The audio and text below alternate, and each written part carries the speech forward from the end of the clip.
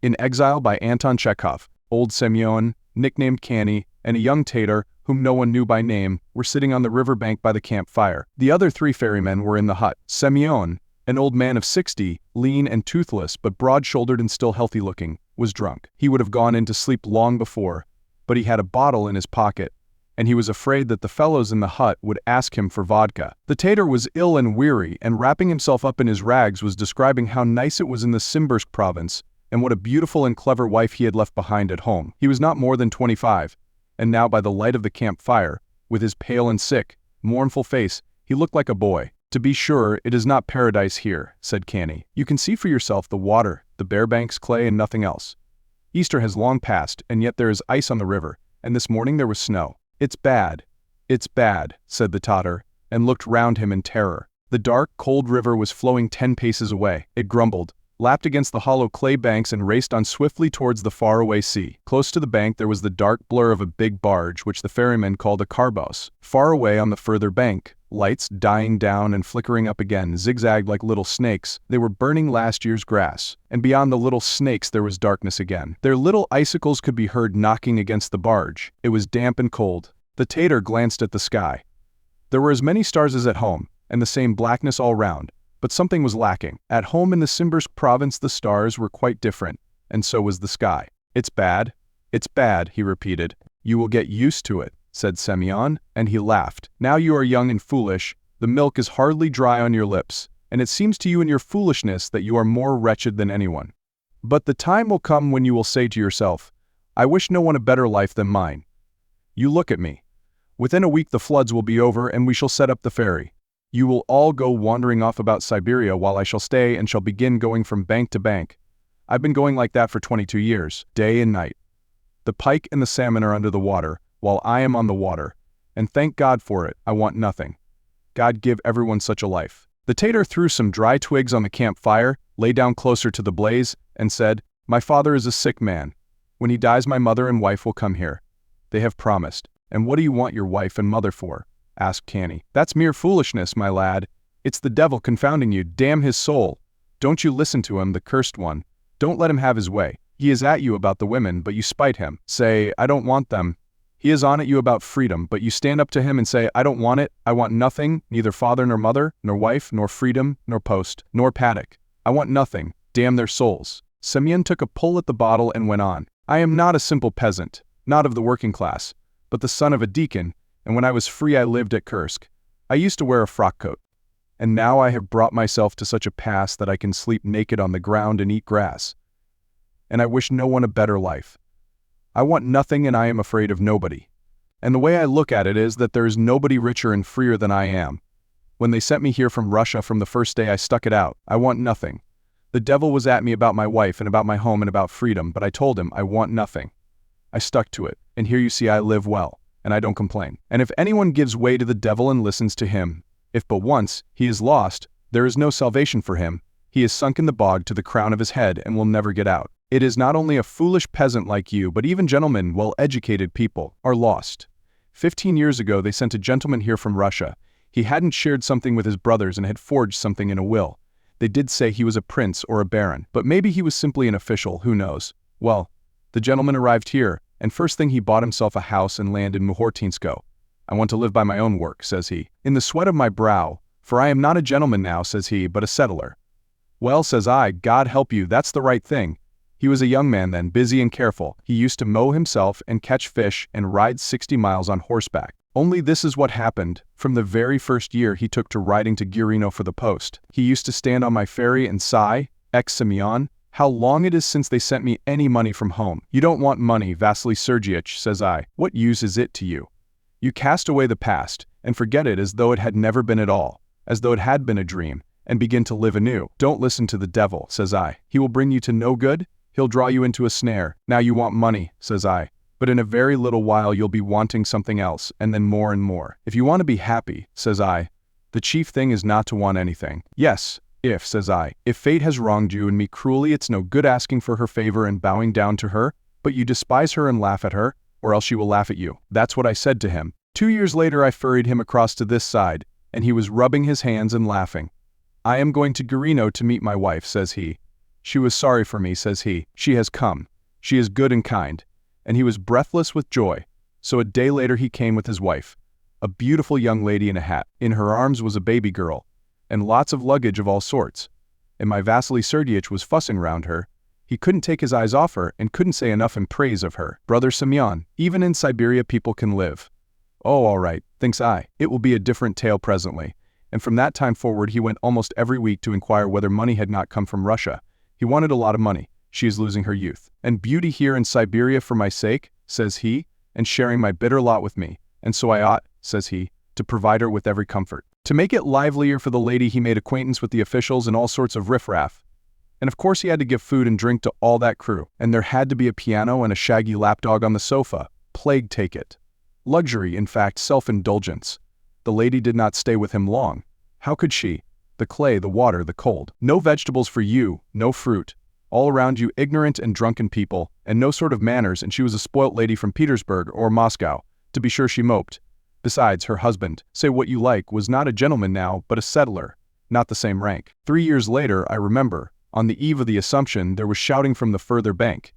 I went over with the ferry, and what do I see but the lady, all wrapped up, and with her a young gentleman, an official.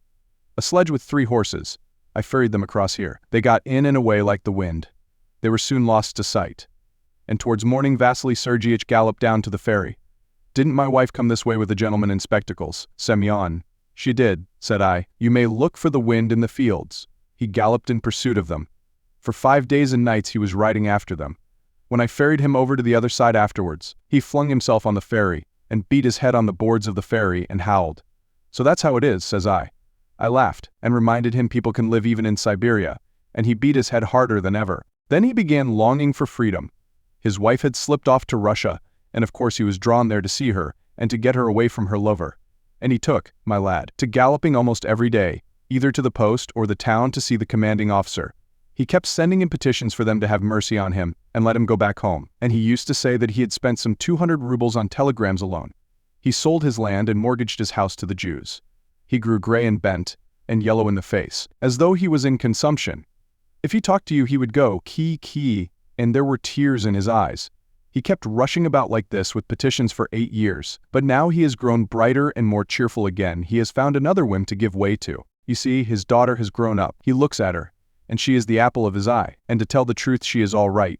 Good-looking, with black eyebrows and a lively disposition. Every Sunday he used to ride with her to church in Girino. They used to stand on the ferry. Side by side, she would laugh, and he could not take his eyes off her. Yes, Semyon, says he, people can live even in Siberia. Even in Siberia there is happiness. Look, says he, what a daughter I have got. I warrant you wouldn't find another like her for 1,000 versts round. Your daughter is all right, says I.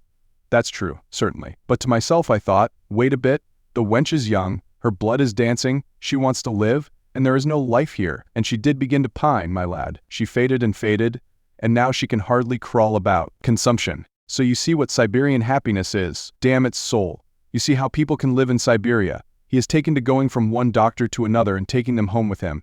As soon as he hears that 200 or 300 miles away there is a doctor or a sorcerer, he will drive to fetch him. A terrible lot of money he spent on doctors, and to my thinking he had better have spent the money on drink. She'll die just the same. She is certain to die, and then it will be all over with him. He'll hang himself from grief or run away to Russia. That's a sure thing. He'll run away and they'll catch him. Then he will be tried, sent to prison. He will have a taste of the lash. Good, said the Tatar, shivering with cold. What is good? Asked Canny. His wife, his daughter. What of prison and what of sorrow? Anyway, he did see his wife and his daughter. You say want nothing, but nothing is bad. His wife lived with him 3 years. That was a gift from God. Nothing is bad, but 3 years is good. How not understand? Shivering and hesitating, with effort picking out the Russian words of which he knew but few, the Tatar said that God forbid one should fall sick and die in a strange land, and be buried in the cold and dark earth, that if his wife came to him for 1 day, even for 1 hour, that for such happiness he would be ready to bear any suffering, and to thank God. Better 1 day of happiness than nothing. Then he described again what a beautiful and clever wife he had left at home. Then, clutching his head in both hands, he began crying and assuring Semyon that he was not guilty, and was suffering for nothing. His 2 brothers and an uncle had carried off a peasant's horses, and had beaten the old man till he was half dead, and the commune had not judged fairly, but had contrived a sentence by which all the 3 brothers were sent to Siberia, while the uncle, a rich man, was left at home. "You will get used to it," said Semyon. The Tatar was silent and stared with tear-stained eyes at the fire. His face expressed bewilderment and fear, as though he still did not understand why he was here in the darkness and the wet, beside strangers, and not in the Siberian province. Kani lay near the fire, chuckled at something, and began humming a song in an undertone. "What joy has she with her father?" he said a little later. "He loves her and he rejoices in her." "That's true. But mate, you must mind your P's and Q's with him. He is a strict old man, a harsh old man. And young wenches don't want strictness. They want petting and ha-ha-ha, and ho-ho, and scent and pomade." "Yes, life," sighed Semyon, and he got up heavily. "The vodka is all gone, so it is time to sleep." "I am going, my lad." Left alone, the Tatar put on more twigs, lay down and stared at the fire. He began thinking of his own village and of his wife. If his wife could only come for a month, for a day, and then if she liked she might go back again. Better a month, or even a day than nothing. But if his wife kept her promise and came, what would he have to feed her on? Where could she live here? If there were not something to eat, how could she live? The Tatar asked aloud. He was paid only 10 kopecks for working all day and all night at the oar. It is true that travelers gave him tips for tea and for vodkas, but the men shared all they received among themselves, and gave nothing to the Tatar, but only laughed at him. And from poverty he was hungry, cold and frightened. Now, when his whole body was aching and shivering, he ought to go into the hut and lie down to sleep. But he had nothing to cover him there, and it was colder than on the river bank. Here he had nothing to cover him either, but at least he could make up the fire. In another week, when the floods were quite over and they set the ferry going, none of the ferrymen but Semyon would be wanted, and the Tatar would begin going from village to village begging for alms and for work. His wife was only 17. She was beautiful, spoilt, and shy. Could she possibly go from village to village begging alms with her face unveiled? No. It was terrible even to think of that. It was already getting light. The barge, the bushes of willow on the water, and the waves could be clearly discerned, and if one looked round there was the steep clay slope. At the bottom of it the hut thatched with dingy brown straw, and the huts of the village lay clustered higher up. The cocks were already crowing in the village. The rusty red clay slope, the barge, the river, the strange, unkind people, hunger, cold, illness, perhaps all that was not real. Most likely it was all a dream, thought the Tatar. He felt that he was asleep and heard his own snoring. Of course he was at home in the Siberian province, and he had only to call his wife by name for her to answer, and in the next room was his mother. What terrible dreams there are, though. What are they for?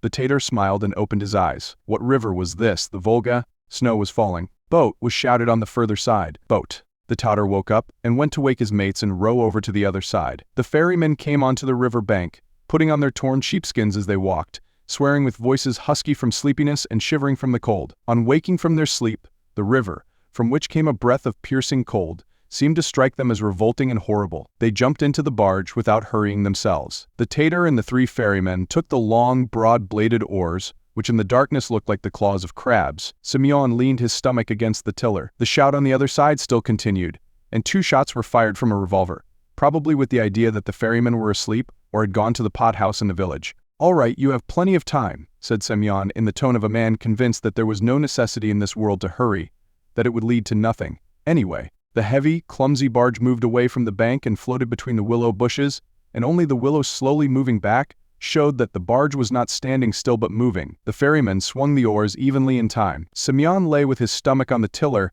and describing a semicircle in the air, flew from one side to the other. In the darkness it looked as though the men were sitting on some antediluvian animal with long paws, and were moving on it through a cold, desolate land, the land of which one sometimes dreams in nightmares. They passed beyond the willows and floated out into the open. The creak and regular splash of the oars was heard on the further shore, and a shout came, "Make haste!